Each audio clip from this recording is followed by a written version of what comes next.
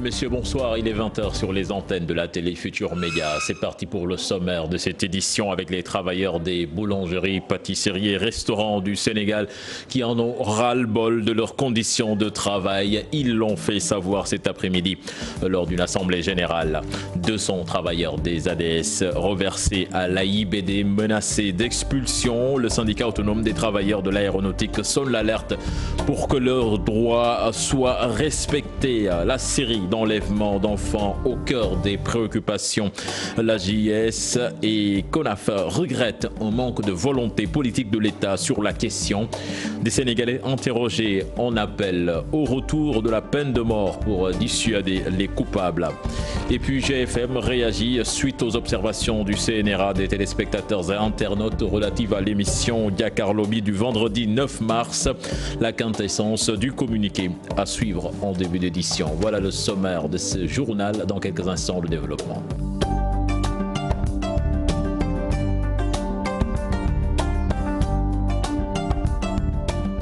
Bienvenue à toutes et à tous. Suite aux nombreuses réactions compréhensibles et légitimes des téléspectateurs, internautes et observations du Conseil national de régulation de l'audiovisuel CNRA relative à l'émission Dakar Lobby du vendredi 9 mars 2018, la direction générale du groupe Futur Média a pris des mesures idoines pour que de pareilles circonstances malheureuses ne se renouvellent plus. Exprimant ses profonds regrets, la direction générale ainsi que les cadres et l'ensemble du personnel du groupe Futur Média réitèrent à nouveau et avec insistance leur engagement à toujours œuvrer pour offrir de meilleurs programmes, à respecter les sensibilités et équilibres sociaux, à accompagner les partenaires.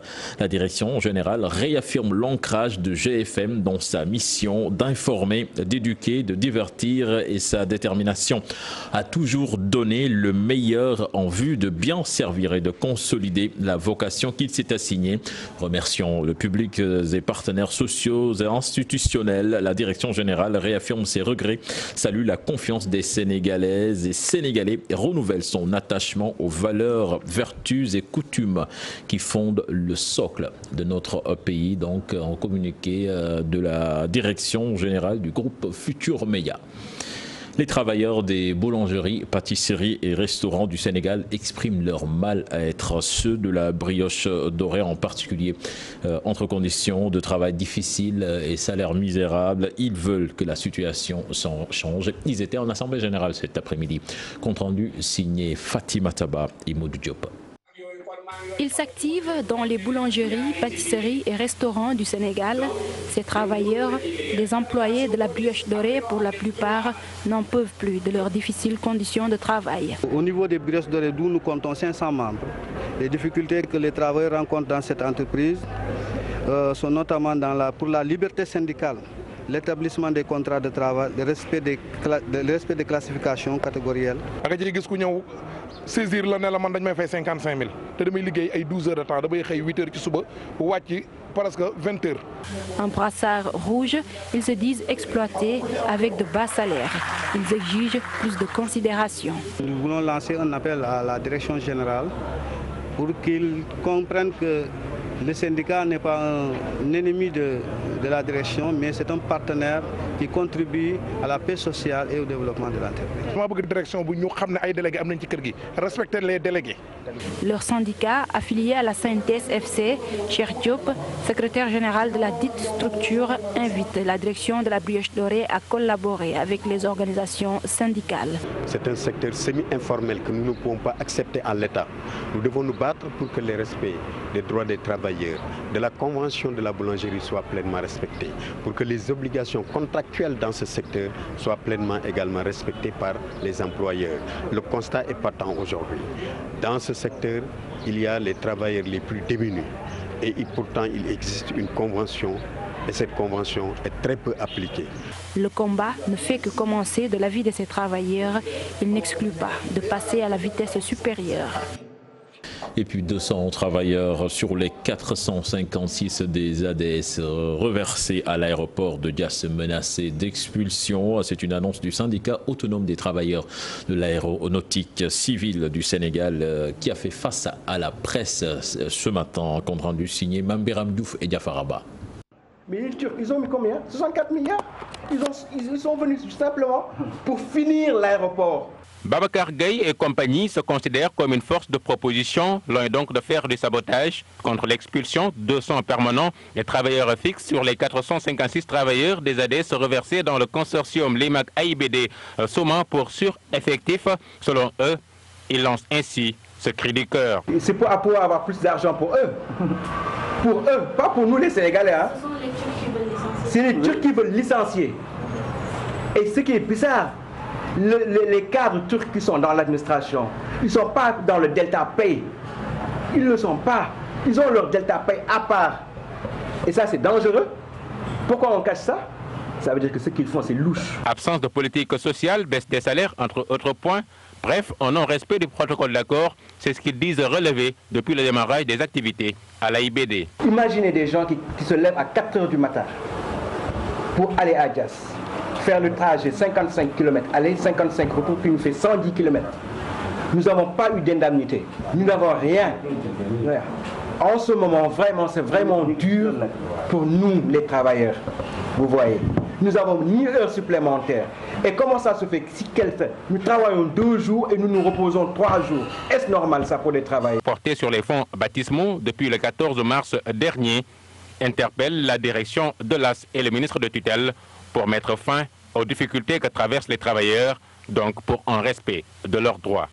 Et puis la réaction du directeur général de la SDE après la sortie des travailleurs hier. Il annonce que bientôt des solutions vont être trouvées. Il précise que le ministère de tutelle s'est saisi plutôt du dossier et qu'avant vendredi, jour annoncé par l'intersyndicale pour tenir une marche, les deux parties vont s'entendre. Je vous propose de l'écouter. Il s'appelle Abdoulbal. Il est au micro de Ibou Diouf. Les travailleurs de la Sénégalaise des eaux ont rencontré M. le ministre de l'Hydraulique autour de certains points, en particulier autour de celui dont vous parlez, le niveau de leur position dans le capital de la future entreprise. Le ministère de l'Hydraulique a été absolument ouvert à cette question et a donné toutes les assurances qu'il faut pour dire qu'il donnera une solution à cette revendication du personnel. Donc le fait que les gens aient un mouvement d'humeur, c'est peut-être compréhensible, mais ça a été plus ou moins réglé par M. le ministre de l'Hydraulique. J'ai vu ça, j'ai appris ça effectivement, mais je pense qu'on n'en arrivera pas à cette extrémité parce que M. le ministre de l'Hydraulique a bien écouté les travailleurs de la SDE, a apporté toutes les assurances qu'il faut sur ce genre de questions.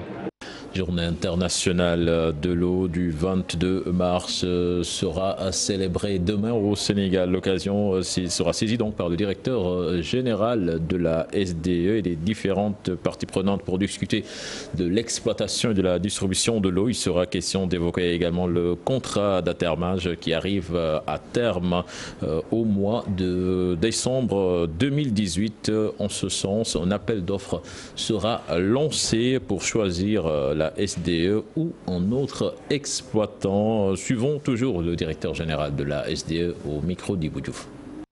La journée mondiale de l'eau est donc prévue demain, 22 mars, pour évaluer le niveau d'accès à l'eau des populations. Dans le cas du Sénégal, nous savons qu'il y a 3 intervenants en termes d'hydraulique urbaine, le ministère de l'Hydraulique pour ce qui est la définition de la politique, la SONES réalisation des infrastructures et la Sénégalaise des eaux pour la gestion.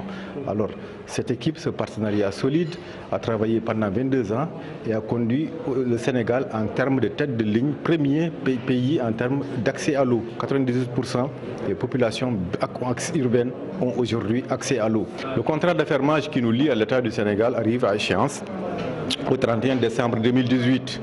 L'État a décidé de lancer un appel d'offres, donc de faire une concurrence, ce que nous respectons. Et nous allons donc présenter nous-mêmes notre offre. Et le fait qu'il y ait cette compétition, ça veut bien dire que le travail que nous avons fait, il a été admirable. Il le valide d'une certaine manière. Et nous, SDE, nous sommes absolument confiants, nous sommes sereins. Et le fait d'avoir fait ce bilan, d'avoir ce niveau de partenariat avec l'État du Sénégal, nous prédispose naturellement à être au rendez-vous de cette compétition. Et il n'y a pas de raison qu'on ne soit pas là les années prochaines pour continuer à faire la gestion de l'hydraulique urbaine au Sénégal.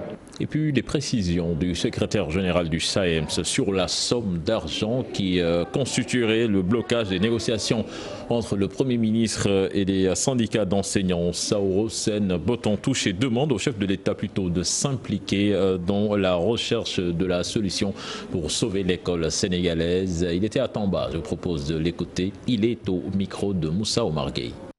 Pour dire aux collègues qu'il faut que la détermination soit de rigueur. Et je profite de l'occasion pour le dire parce que hier on m'a appelé de Dakar pour avoir un peu nos impressions par rapport à la réaction du chef de l'État qui salue déjà un peu la stabilité dans le milieu. Je me demande est-ce que le président est renseigné parce qu'il n'y a pas de stabilité dans l'éducation nationale. Au contraire, les gens sont déterminés à faire aboutir les préoccupations que nous avons depuis des années et pour lesquelles le gouvernement du Sénégal n'a fait que parler et non prendre des actes concrets. C'est la raison pour laquelle nous l'interpellons, lui, en tant que chef de l'exécutif, pour qu'il rencontre dans les meilleurs délais les enseignants afin qu'on puisse sauver l'école sénégalaise. Il y a des chiffres qu'on est en train de distiller auprès de l'opinion, de part de 75 000 francs, qu'il y aurait une différence entre les enseignants et le gouvernement de 5 000 francs. Tout ça, c'est faux. C'est vous dire que les enseignants tiennent à ce que l'indemnité de logement soit augmentée de façon substantielle et qu'à l'issue de ça, qu'on puisse nous indiquer la date exacte à partir de laquelle le gouvernement nous viendra avec une proposition d'un nouveau système de rémunération corrigé. Étant donné que ce système-là est frappé d'iniquité et d'injustice, nous continuons en tout cas à faire le terrain. Je vais quitter Tamba incessamment pour aller à Bakel parce que je sais que les enseignants aussi ont besoin de la chaleur des événements. Ils ont besoin d'être informés à temps réel par rapport à la situation des négociations. Et oui, il est prévu une rencontre le jeudi prochain avec le Premier ministre. Mais comme nous l'avons dit, ça ne sert à rien de multiplier les rencontres si le gouvernement ne fait pas des avancées significatives dans le cadre des propos. Je vous l'annonçais dans les titres, AGS et CONAF unanimes sur la question de la protection de l'enfance au Sénégal. L'État manque de volonté politique. En table ronde ce mercredi, ils préparent ensemble un plaidoyer pour agir efficacement contre ces violences notées dernièrement. Maïmouna Ndiaye et Mohamed Djan y étaient pour nous. Enlèvement, maltraitance des enfants, l'État traîne les pas, la CONAV est ferme. Et en fait, nous disons qu'il y a un manque de volonté politique. Parce que si l'État du Sénégal décide de résoudre un problème, il le résout. Aujourd'hui, quand on sait que les enfants en situation de rue sont là depuis combien de temps? Aujourd'hui, c'est le ministère de l'Intérieur qui est seul habilité à demander à quelqu'un de quitter la rue. Aucun autre ministère n'est habilité à le faire. Donc ça montre aujourd'hui qu'il n'y a pas cette volonté. Parce que s'il y avait la volonté, le ministère de l'Intérieur aurait pris l'ensemble des dispositions pratiques pour qu'on ne voit plus d'enfants dans la rue. L'Association des juristes du Sénégal, elle, décèle un problème dans la mise en vigueur des lois et conventions internationales. Tous les textes juridiques sont signés et ratifiés par l'État du Sénégal. Donc quand un texte est signé et ratifié et intégré au dispositif national, qu'est-ce qui reste? C'est l'application. Pour faire face, ces membres de la société civile comptent agir ensemble. On ne peut pas décider seul. Ce que nous avons décidé, c'est de continuer à faire le plaidoyer, c'est de continuer à sensibiliser les enfants pour que l'État du Sénégal puisse prendre ses responsabilités par rapport à la protection de l'enfant dont il est le seul garant au niveau de notre pays. Parce que c'est l'État du Sénégal qui a ratifié l'ensemble des conventions et qui lui donne plein pouvoir pour la protection des enfants. Au terme de ces discussions, des recommandations sont attendues, un plaidoyer fort pour bannir l'exploitation des enfants sous toutes ses formes. Maïmouna Ndiaye, le retour à certaines pratiques traditionnelles pourrait être en moins dissuasif contre cette série d'enlèvements d'enfants. Ces pratiques jadis constatées étaient relatives à l'implication des voisins dans la surveillance des enfants. Reportage signé Aminata Mbaresso et Pape Sangone Baye. Yoff, un village traditionnel lébou. L'évolution de la société a changé certaines pratiques traditionnelles qui existaient dans le village. Autant, ça dépend, il y avait des enfants dans la rue. Mais quand tu prends un enfant dans la rue, tu le prends, tu le frappes, ses parents ne discutent même pas. Dans un climat d'insécurité ponctué par des enlèvements, la surveillance des enfants implique en premier les proches parents, les voisins, bref, toute la communauté. Les temps ont changé, la manière de faire également. Les parents, pour la plupart, ne font plus confiance aux voisins. Ils n'acceptent même pas que ces gens corrigent certaines erreurs commises par leurs enfants. Mais moi, en tout cas, je n'y vois pas de mal. Le fait qu'un voisin ou un proche parent veuille bien surveiller ou participer à l'éducation de mes enfants, je suis partante. À l'heure que je te parle, si tu prends un enfant dans la rue, tu prends sur son main, tout le monde va dire que est-ce qu'il ne va pas l'emporter. Donc c'est très dangereux de prendre ses responsabilités. Ça. Malheureusement, les conjonctures de la vie ont changé certaines structures de la société avec des familles devenues nucléaires, ce qui favorise la disparition de certaines valeurs traditionnelles.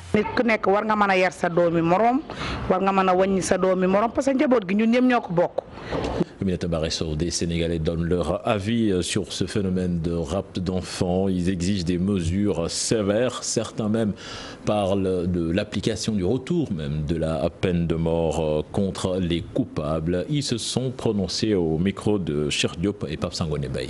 Concernant les enlèvements d'enfants, on doit prendre des mesures plus strictes. Pour moi, il devrait y avoir des peines, soit la peine de mort, soit la prison à perpétuité. C'est de bonnes mesures. C'est de bonnes mesures du moment que je suis un père de famille. J'ai mes enfants qui vont souvent à l'école, donc nul n'est épargné, quoi. Je me dis que dans tous les cas, quelles que soient les mesures, ce sera des bonnes choses. Mais ce sera à nous, les parents, les mamans, d'être plus vigilants. En ce moment, il n'y a plus de sécurité dans ce pays, quoi, vraiment. Ils sacrifient nos enfants pour avoir l'argent, pour avoir des milliards. Et ces mesures, j'espère qu'ils le continueront, quoi, parce que vraiment, en ce moment, il n'y a plus de sécurité, quoi. Et puis plus de 200 véhicules de gendarmerie attendus la semaine prochaine à Dakar. C'est une annonce du ministre des Forces armées. Augustin Tine estime que tous les postes ou brigades de gendarmerie du pays auront au moins un véhicule neuf. Il procédait à l'inauguration du poste de gendarmerie de Sandiara. Les détails dans cette correspondance signée Abdourahmane Diallo et Mamadou Gueye. Suite aux investissements et autres dans la commune de Sandiara, cette localité vient d'inaugurer son poste de gendarmerie pour permettre aux populations et bailleurs de vivre en sécurité. Lors de cette manifestation, les hommes en bleu n'ont pas manqué d'évoquer des manques de moyens. Le ministre des Forces armées annonce l'arrivée de plus de 200 véhicules pour faciliter le travail dans les coins les plus reculés du pays. Je pense que très bientôt ce sera un mauvais souvenir. Je pense que le général de corps d'armée au commandant de la gendarmerie a fait une commande importante, vous l'avez appris dans les journaux d'ailleurs. Je pense que cette commande va bientôt arriver, si elle n'est déjà au port. Et je pense que toutes les brigades et postes de gendarmerie auront donc chacun un véhicule qui leur permettra de travailler dans des bonnes conditions. Ce poste de gendarmerie vient à son heure, selon le maire de la commune de Sandiara. C'est un jour important, comme l'a dit M. le ministre. Sans sécurité, il y a point de développement et je suis heureux de voir que ce jour se réaliser. La gendarmerie va nous permettre maintenant d'attirer les investisseurs étrangers, va nous permettre d'assurer la sécurité des populations, de développer le marché de Sandiara et de faire cette zone une zone économique, industrielle, mais aussi une zone agricole où les commerçants, les investisseurs, les travailleurs, la population tout court pourra vaquer tranquillement à ses occupations. Le maire de Sandiara d'ajouter que cette action du chef de l'État montre une fois de plus que Macky Sall est préoccupé par la sécurité des personnes et des biens. Nous parlons à présent de ce rapport 2016 de l'ARMP. Dakar Demdik, pour sa part, parle d'un document en porte-à-faux avec la réalité. Son DG monte au créneau pour fustiger des inexactitudes plutôt révélées dans ce rapport. Maître Moussa Diop appelle l'ARMP à plus de prudence avant de publier ses rapports et il menace de porter plainte. Les détails avec Ibrahim Khan et Modou Diop. Dakar Demdik révèle des contre-vérités dans le rapport 2016 publié par l'autorité de régulation des marchés publics. À la page 5 du dit document, les auditeurs évoquent des DRP d'un montant de 29 millions de francs CFA. Archi-faux, déclare Maître Moussa Diop, avec preuve à l'appui. À la page 5, c'est d'ailleurs ce qui a été repris par toute la presse. disant qu'à Dakar Dem Dikk, les DRP, c'est-à-dire des petits marchés qui ne dépassent pas 30 millions, sont quasiment tous des petits marchés de 29 millions. Et parmi ces petits marchés-là, on a cité l'acquisition de petits outillages, qu'on a donné comme nom, comme titulaire, l'établissement Moussa Sey, que vous voyez en rouge. Je précise que l'établissement Moussa Sey n'a jamais gagné de DRP à Dakar Dem Dikk. L'établissement Moussa Sey gère les fournitures des consommables d'atelier, qui est un appel d'offres qui a été gagné. Donc ils sont loin d'être dans les DRP. L'établissement Moussa Sey n'a pas de DRP à Dakar Dem Dikk. Toujours dans le document, le cabinet Grant Thornton parle d'une dissimulation des rapports d'évaluation des marchés, mais aussi une absence de signature des membres de la commission. Les rapports d'évaluation de chaque marché sont là. Chaque marché a un rapport d'évaluation avec la signature de tous les membres de la commission. Parce qu'ils ont dit également dans le rapport que les membres de la commission n'auraient pas signé. Quand il y a un marché, nous avons également un procès verbal de séance d'ouverture et de fermeture des prix, signé par tous les membres de la commission. Et ça, c'est valable pour toutes les DRP et tous les marchés. Dakar Dem Dikk dit regretter ces contre-vérités et appelle l'ARMP à plus de vigilance avant la publication de ces rapports. Nous invitons l'ARMP, quand elle envoie des missionnaires ici, en l'espèce le cabinet Grant Thornton pour 2017-2016, avant publication, de vérifier ce qu'ils disent. Parce que ce qu'ils ont dit dans ce rapport est faux. La preuve est rapportée d'ailleurs que toutes les DRP qui sont à Dakar Dem Dikk ne sont pas d'un montant fixe de 29 millions. Maître Moussa Diop se félicite du travail mené par ses services avec la transparence en bandoulière. Il menace même de porter l'affaire devant les tribunaux si jamais l'ARMP tente d'apporter une réplique à sa sortie. Sur-Mer va bientôt bénéficier, bien disposer plutôt d'un quai de pêche moderne. Le ministre de la Pêche a procédé au lancement des travaux, un ouvrage qui vient à son heure au moment où les pêcheurs voyaient leurs poissons pourrir faute de quai de pêche. Et l'infrastructure va coûter 200 millions de francs CFA. Les détails avec Charente Diop et Seyna Tir.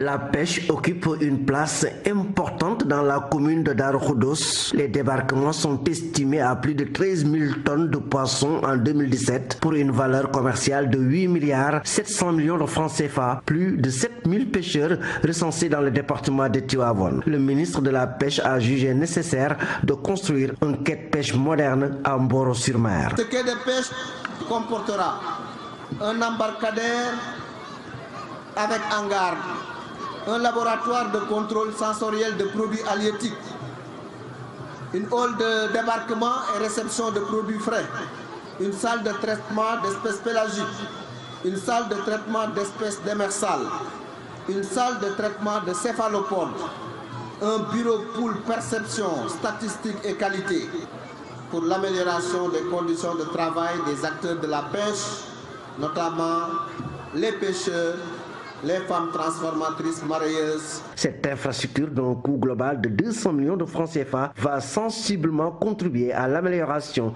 des conditions de travail des acteurs de la pêche de Mboro. Les acteurs de Mboro, à l'instar des autres centres de pêche du Sénégal, vont aujourd'hui, grâce à son excellence, le président Macky Sall, disposer de quais de pêche modernes et des équipements adaptés, leur permettant de mettre sur le marché local et même de l'extérieur des produits de qualité. Le quai de pêche sera inauguré dans 6 mois. L'aménagement de ce quai de pêche va satisfaire une vieille doléance des populations de Mboro-sur-Mer. Charente Diop, les députés ont adopté hier de nouvelles réformes dans le cadre des impôts. À la place de la patente, un nouvel impôt dénommé contribution économique locale a été mis en place. Élus locaux comme parlementaires parlent des avantages et des inconvénients de cette réforme. Fatou Bintou Conté. Désormais, on ne parlera plus de patente dans les collectivités locales, mais plutôt de contributions économiques locales. Avec les nouvelles réformes du Code des impôts, les collectivités locales vont bénéficier de plus de revenus. Si vous prenez par exemple la patente de façon globale, annuellement, ça rapportait à peu près 30 milliards. Parce que sur les 40 milliards, il n'y avait que 30 milliards qui étaient recouvrés. Aujourd'hui, avec la contribution économique locale, nous allons d'abord avoir un outil beaucoup plus performant qui permette véritablement de pouvoir donc collecter toute la patente. Mais après, ce qui est important, c'est qu'il y a une sorte de démocratie que nous allons apporter, de sorte que les collectivités aujourd'hui qui n'avaient pas pu avoir de patente parce qu'il n'y a pas des entreprises qui sont installées dans leur territoire pourront justement bénéficier par le fait de la péréquation. Je pense que c'est une réforme qui va vraiment apporter un grand changement sur le plan fiscal pour les communes. Avec ce nouveau système, les grandes villes risquent d'être appauvries, surtout la ville de Dakar. Cette réforme-là déshabille les villes. Pour moi, ça va appauvrir la ville. À l'état actuel, la patente était beaucoup plus profitable à la ville. Pour moi, ça va appauvrir la ville et ça va renforcer effectivement les ressources financières des communes que nous sommes. Pourtant, le député Aïmirou Gningue ne le voit pas ainsi. Selon lui, tout le monde sera servi avec la modification de la patente. Non, les grandes villes ne perdront pas, c'est ça que je suis en train de dire. On va faire une redistribution qui soit basée sur l'équité, qui va partir du critère de la démographie, pour voir combien de personnes il y a dans ce territoire, mais qui partira aussi du critère effectivement de la localisation. Mais quand vous intégrez ces deux critères avec un système de pondération, vous pouvez arriver à un système qui permette aux grandes villes de s'en tirer, mais en même temps d'avantager les petites villes, surtout que nous avons l'espoir de pouvoir collecter des recettes supplémentaires avec la contribution économique locale. Tous les députés ont exprimé leurs craintes concernant les nouvelles réformes du Code des impôts, surtout les taxes concernant le jus de fruits. Et puis un programme d'accompagnement parlementaire lancé ce matin, une initiative de l'ONG 3D et de l'USAID à la 13e législature va bénéficier d'un renforcement de capacité des parlementaires, entre autres. Là-dessus, nous écoutons Moudiaï Sissé de l'ONG 3D au micro de Fatou Bintou Conté et Pape Sangone Baye. Nous venons de lancer aujourd'hui un vaste programme sur 2 ans pour accompagner la 13e législature. Vous savez que quand on entre dans une nouvelle législature, il y a un fort taux de renouvellement des députés. Donc, il y a beaucoup de députés qui viennent pour la première fois exercer cette mission. Et donc des députés qui ne maîtrisent pas les missions parlementaires et compte tenu du rôle important qu'ils doivent jouer avec leur pouvoir inégalé, leur pouvoir législatif. Et donc nous avons pensé développer un programme de renforcement des capacités à l'endroit de ces députés-là pour leur permettre de mieux exercer leur mission. Ce programme, c'est comme un trépied. Il repose sur 3 axes.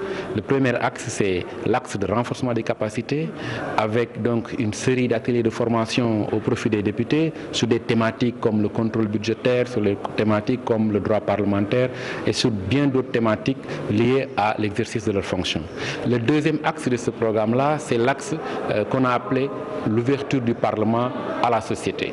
On veut développer Culture à présent avec la maison de l'oralité qui a permis de redécouvrir le conte. Des séances de conte et de lecture ont enchanté les oreilles d'un public féru de ces plaisirs. L'initiateur, le docteur Massamba Gueye, Aïssa Toupay, nous en parle dans ce sujet. Les bonnes. Amon na fi. Wa bi buma lewé na ngeen rédé. Auparavant, il se lisait ainsi, autour d'un feu, mais le lébone a presque disparu de notre quotidien. Le conte est en régression dans les familles. Maintenant, ce qui est extraordinaire, c'est que le conte, en tant qu'art du spectacle, est en train de prendre une haute dimension. Au niveau national comme international, on a de vrais professionnels du conte. Tout à fait, docteur Massamba. Certains conteurs sénégalais se sont distingués à l'international. J'ai eu à représenter le Sénégal au Jeu de la francophonie. Après, il y a eu Matar Diouf. Et cette année, je pense, l'année dernière, il y a eu Mohamed Ziapo qui a eu le grand prix au niveau des Jeux de la francophonie. Ce qui veut dire que pour nous, le conte se porte très bien. Pour le conteur de Cœur Leiti, le meilleur moyen de promouvoir ce plaisir des oreilles, l'insertion dans les programmes scolaires. il n'y a que l'école qui puisse nous aider. Il faut que le conte arrête d'être enseigné à partir de la seconde. Le conte oral n'est pas enseigné au Sénégal, c'est le conte écrit qui est enseigné. Et je pense que cette révolution, nous devons la faire. Apprendre aux enfants à raconter à l'école, c'est aussi leur apprendre à dire la parole utile. La maison de l'oralité a commencé depuis longtemps à faire revivre cette tradition bien de chez nous. À part que Leïti, on n'a pas de maison d'oralité ou d'endroit pour faire le conte. Il n'y a que peut-être la maison des écrivains Cœur Birago, qui permet aussi aux gens de continuer aujourd'hui le conte et peut-être des endroits privés. L'actualité internationale à présent qui nous mène en Tunisie ou l'Union africaine, le Niger qui nous mène plutôt en Tunisie, l'Union africaine, le Nigeria et le Burkina Faso. Le Burkina Faso où le procès des 84 accusés du putsch manqué de 2015 a repris ce mercredi. En récit signé Daniel Diouf. Le procès du putsch manqué de 2015 au Burkina Faso a repris ce mercredi après le renvoi du 27 février. Au total, 84 accusés sont jugés, 18 civils et 66 militaires, dont les généraux Gilbert Diendéré et Djibril Bassolé, cerveau présumé de la tentative de coup d'État. On s'en souvient, des soldats du régiment de sécurité présidentielle avaient tenté en vain de renverser le gouvernement de transition mis en place après la chute du président Blaise Compaoré. Bilan, 14 morts, plus de 250 blessés. Le procès devrait durer plusieurs semaines. La présidence de la République du Nigeria a confirmé ce mercredi la libération des filles enlevées par la secte islamiste Boko Haram le 19 février dernier à Dapchi, au nord du pays. Muhammadu Buhari en avait fait la promesse il y a une semaine après une visite dans la localité. On ignore le nombre exact de filles libérées sur la centaine enlevées. 44 pays africains sur 55 ont signé mercredi à Kigali, au Rwanda, l'accord créant une zone de libre-échange continentale. 27 pays africains ont signé un protocole autorisant la libre circulation des personnes entre les pays signataires. L'accord entrera en vigueur dans un délai de 180 jours. La zone de libre-échange continentale permettra une suppression progressive des droits de douane entre pays membres. Si les 55 pays de l'Union africaine signent le document, la zone de libre-échange continentale ouvrira l'accès à un marché de 1,2 milliard de personnes pour un produit intérieur brut cumulé de 2500 milliards de dollars. Le Nigeria est le principal pays à s'être abstenu. Parmi les autres pays n'ayant pas signé l'accord figurent le Bénin, la Namibie, le Burundi, l'Érythrée, la Sierra Leone. Enfin, des centaines de jeunes Tunisiens en chômage campent quotidiennement sur les sites d'extraction du phosphate dans le centre du pays. Ils réclament des emplois, la mine, l'émigration ou la mort. C'est la loi de ces jeunes. Ils accusent les grandes entreprises d'être gangrénées par la corruption installée depuis la présidence de Zine El Abidine Ben Ali. Selon eux. Merci à vous Daniel Diouf, c'était le dernier élément de ce journal. Prochain rendez-vous pour l'information, ce sera à 0h avec de temps en images. Excellente suite de programme en compagnie de la TFM. Au revoir.